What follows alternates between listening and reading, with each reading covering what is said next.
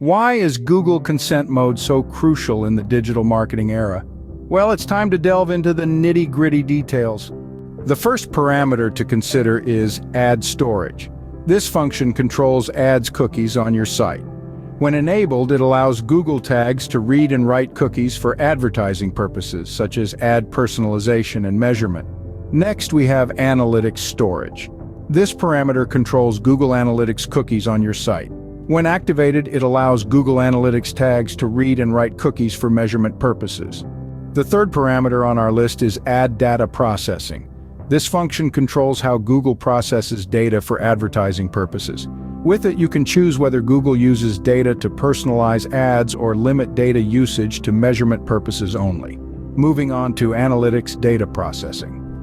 This parameter controls how Google processes data for Google Analytics. It allows you to choose whether Google uses data for advanced features like benchmarking and cross-device analysis.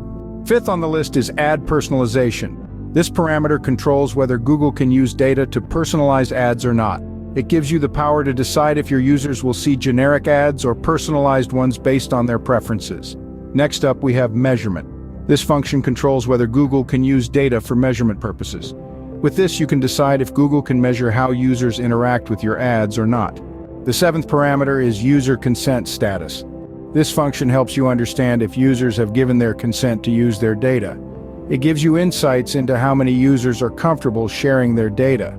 Next is the consent initialization parameter. This function controls when and how user consent status is initialized. It ensures that user consent status is updated every time a user visits your site. The ninth parameter is consent method. This function controls how user consent is collected. It lets you decide whether you want to use Google's default consent method or your own. Finally, we have consent configuration. This function controls how your consent configuration is set up. It allows you to customize your consent setup according to your needs. In summary, Google Consent Mode is a powerful tool that gives you control over how Google uses data on your site. It allows you to respect user consent while still gaining valuable insights. From controlling advertising and analytics storage to deciding on data processing methods, ad personalizations, and measurement. It also helps you understand and manage user consent status, initialization method, and configuration.